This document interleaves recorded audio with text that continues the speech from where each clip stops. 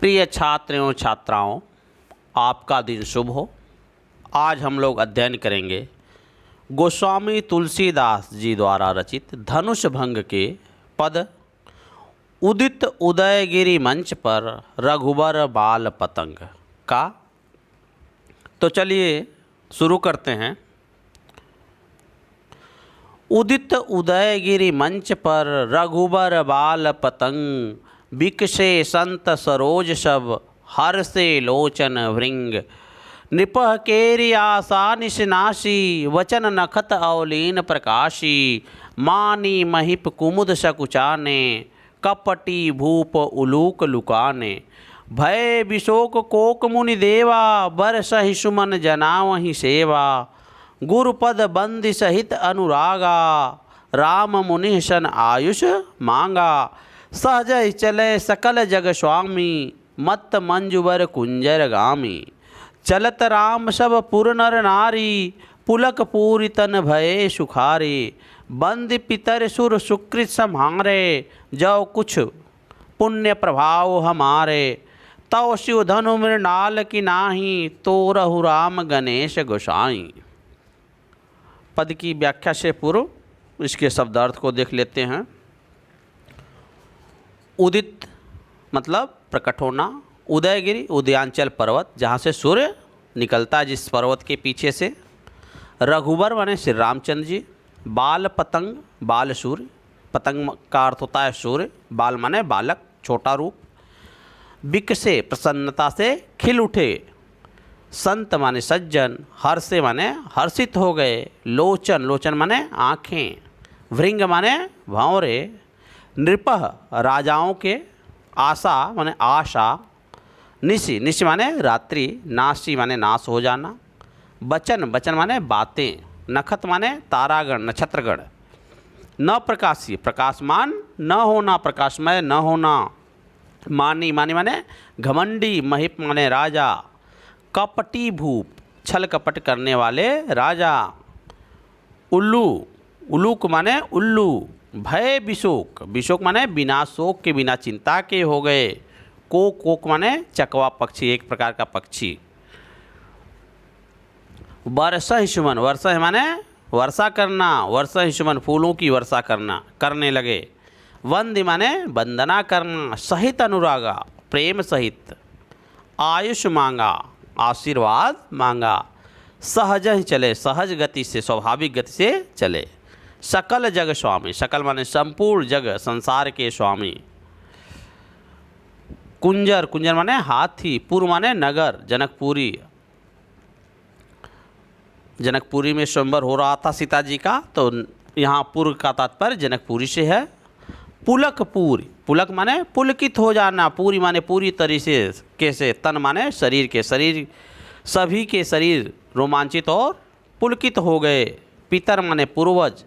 सुर माने देवता। सुकृत अच्छे कार्य। संभारे माने संभालना। सुकृत संभारे, अच्छे कार्य को संभाल लें। पुण्य माने अच्छे कार्य। शिव धनु माने शिव जी की धनुष। मृणाल, मृणाल माने कमल की दंडी। तोरह माने तोड़ दें। तो अब इसकी व्याख्या को देखते हैं। उदित उदयगिरि मंच पर रघुबर बाल पतंग। रघुबर माने रामचंद्र जी। बाल पतंग, बाल सूर्य के समान। उदयगिरि मंच पर, उदयांचल पर्वत रूपी मंच पर। उदित माने प्रकट हुए। जब रामचंद्र जी बाल सूर्य के समान उदयांचल पर्वत रूपी मंच पर प्रकट हुए।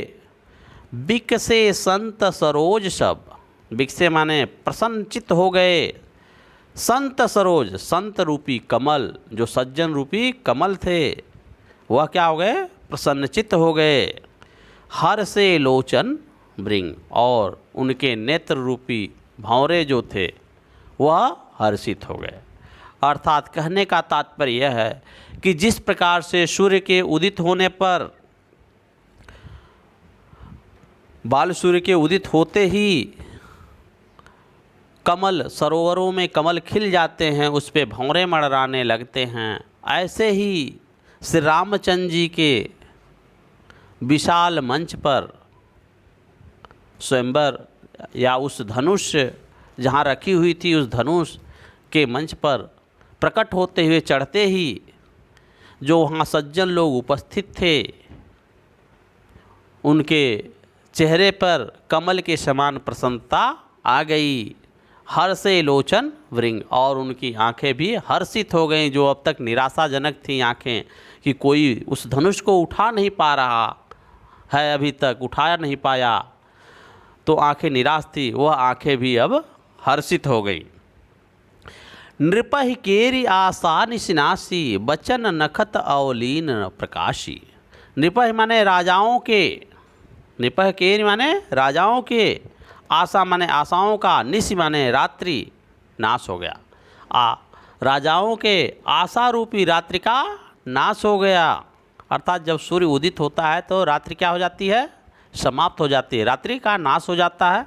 ऐसे ही रामचंद्र जी के मंच पे आते ही जो वहाँ और राजागण थे तरह तरह की आशा लगाए हुए थे कि हम भी धनुष को किसी अन्य तरीके से उठा लेंगे या स्वयंवर की शर्त जो है हो सकता है बदल जाए तो हम स्वयंवर को जीत जाएंगे, उनकी आशाओं का नाश हो गया।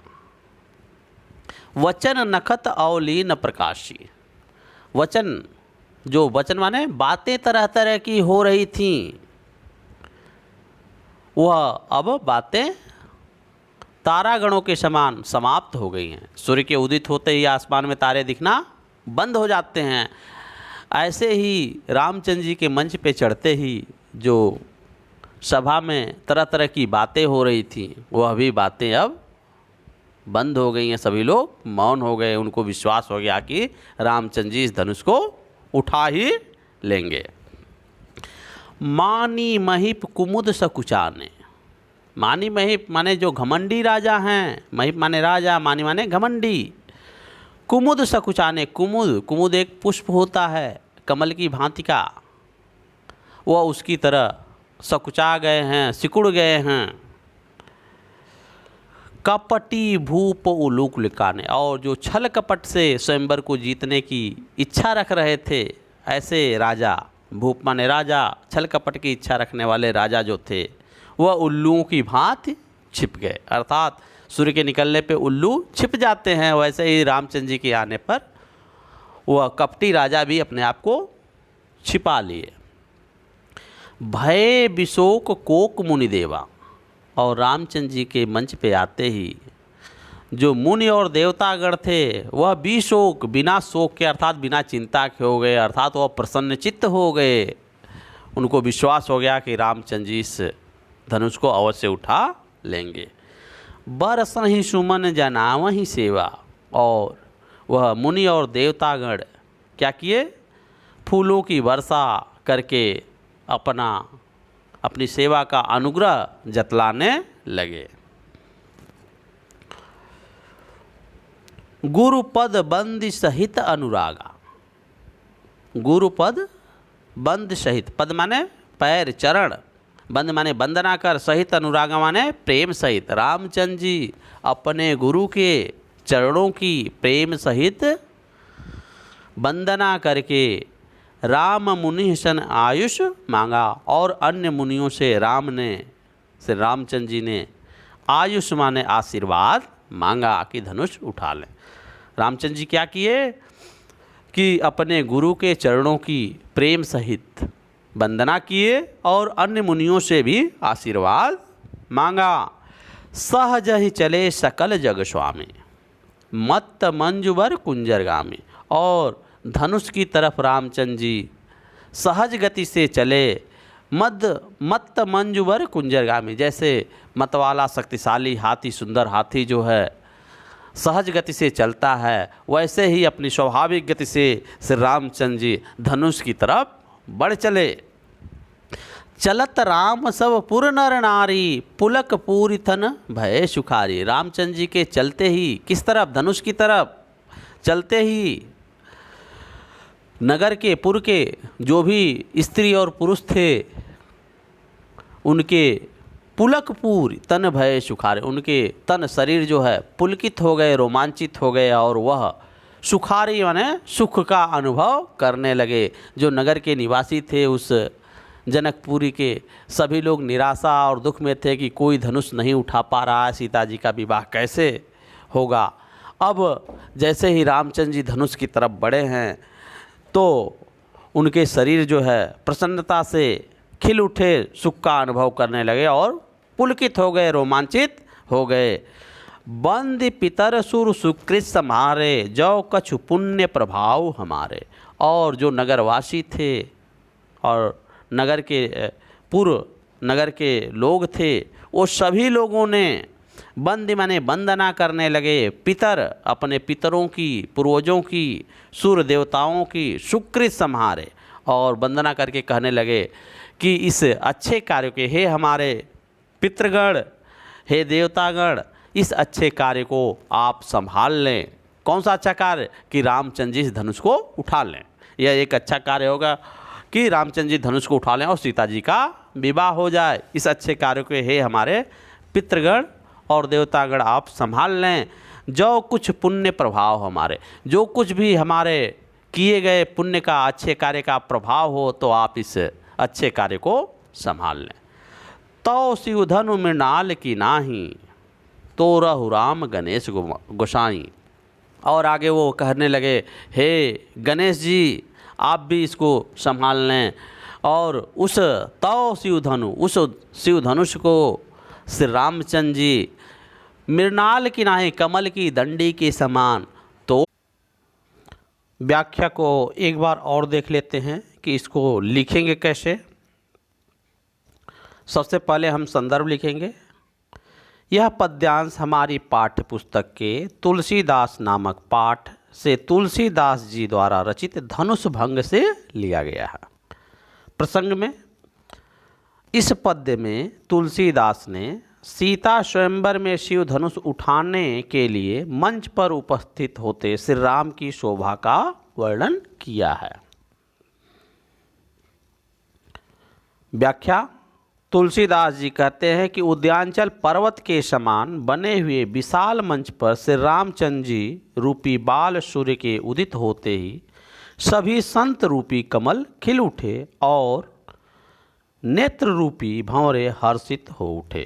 आशय यह है कि जिस प्रकार से सूर्य के उदित होते ही कमल खिल जाते हैं और उन पर भंवरे मड़राने लगते हैं, वैसे ही श्री रामचंद्र जी के मंच पर चढ़ते ही सभा में उपस्थित सभी सज्जन लोग अत्यधिक प्रसन्न हो गए और उनकी आंखें हर्षित हो गईं।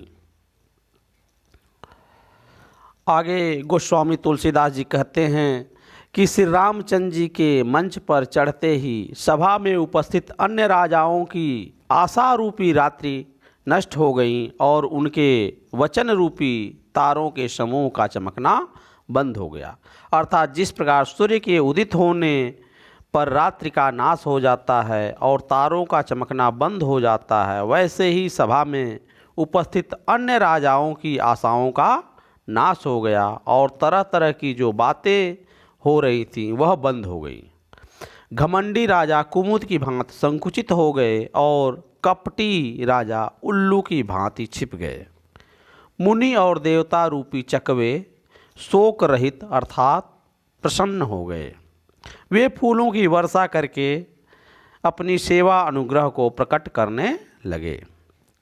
इसके पश्चात श्री रामचंद्र जी ने अत्यधिक स्नेह के साथ अपने गुरु विश्वामित्र के चरणों की वंदना करने के बाद वहाँ उपस्थित अन्य मुनियों से भी आज्ञा मांगी।